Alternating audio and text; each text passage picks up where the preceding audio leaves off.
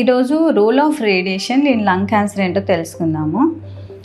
Early stage of lung క్యాన్సర్లో main treatment modality surgery.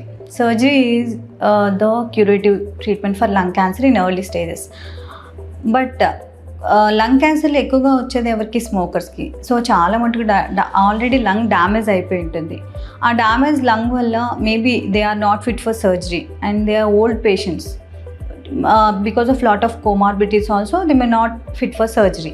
అలాంటప్పుడు సర్జరీకి ఈక్వలెంట్గా ఏమైనా ట్రీట్మెంట్ ఇలాంటి పేషెంట్స్ కూడా ఇవ్వగలిగేది ఉందంటే అదే ఎస్బీఆర్టీ. మీరు లంగ్లో చాలామంది వినే ఉంటారు ఎస్బీఆర్టీ, రెస్పిరేటరీ గేటెడ్. సో ఈ టర్మ్స్ ఏంటి అనేది ఈరోజు మనం డిస్కస్ చేద్దాం.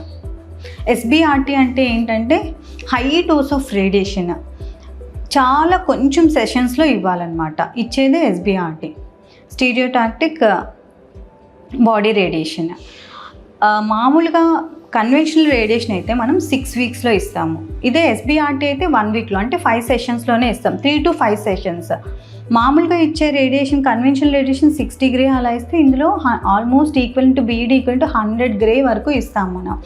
అంత మరి ఎక్కువ డోస్ ఇచ్చినప్పుడు లంగ్ డ్యామేజ్ ఎక్కువ జరగదా? సైడ్ ఎఫెక్ట్స్ ఎక్కువ ఉండవా? మరి ఈ పేషెంట్ అన్ఫిట్ ఫర్ సర్జరీ అన్న పేషెంట్స్కి ఇది టాలరేట్ చేయగలరంటే దానికోసం మనం రెస్పిరేటరీ గేటెడ్ కూడా వాడతాం.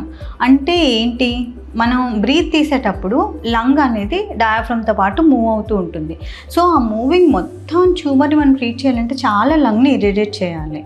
అప్పుడు ఏం చేస్తామంటే రెస్పిరేషన్లో ఒక ఫేజ్ని మనం ట్రాక్ చేస్తాం. ట్రాకింగ్ డివైజెస్ మనకు ఉంటాయి. ఆ ట్రాక్ చేసి ఒక ఫేజ్ని డిసైడ్ చేసి ఆ ఫేజ్లో మాత్రమే రేడియేషన్ని ప్రిసైజ్గా, ఎక్కువ వాల్యూమ్ కాకుండా, అంటే ఓన్లీ ట్యూమర్ని మాత్రమే, ఆ మాస్ని మాత్రమే, చుట్టుపక్కల ఉన్న ఏరియాస్ అన్నిటిని కాకుండా మాస్ని మాత్రమే ప్రిసైజ్గా ట్రీట్ చేస్తాం. దానివల్ల మనం ట్రీట్ చేసే వాల్యూమ్ చాలా వరకు తగ్గిపోతుంది. ఆ తక్కువ వాల్యూమ్కి మనం ఎక్కువ డోస్ ఇవ్వడం వల్ల ఈవెన్ కన్వెన్షనల్ ట్రీట్మెంట్ కన్నా తక్కువ pneumonitis chances. Radiation main side effect pneumonitis. ఆ తక్కువ నిమోనైటిస్ వచ్చే అవకాశం కూడా ఉంటుంది. అండ్ ఇది almost equivalent to surgery. Surgery వల్ల మనకి ఎంత బెనిఫిట్ ఉంటుందో almost the results are almost equivalent to surgery. So అంత బాగా మనం ట్రీట్ చేయొచ్చు. కాకపోతే దీనికోసం రెస్పిరేటరీ గేటెడ్ కావాలి. సో మనం చాలా వర్క్ చేయాలి దీనికోసం. ఎక్కువసేపు ట్రీట్మెంట్ సెట్ చేయడానికి అంతటి కూడా ఎక్కువసేపు ట్రీట్మెంట్ పడుతుంది. బట్ పేషెంట్ వరకు అయితే ఇది very safe and effective treatment. Thank you.